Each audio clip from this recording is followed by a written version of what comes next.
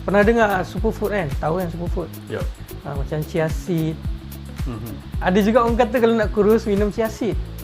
So macam mana keberkesanan dia tu sebenarnya? Chia seed tu sebab saya sendiri tak pernah try.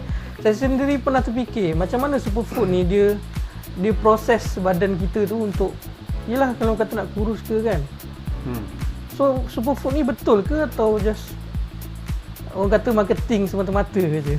Dia betul, tapi diwar-warkan secara berlebihan oleh orang yang menjual dia. Macam saya jual kopi. Saya katalah kopi tu bagus.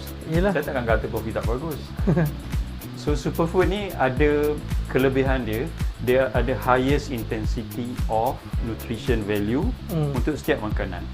Macam Nick cakap tadi, chia seed. Ada juga contoh orang sebut superfood avocado. Okay, avocado dia ada highest density of fat, good fat lah, kan, dalam satu buah. Tak banyak buah yang ada contoh dia macam kismis, sama juga.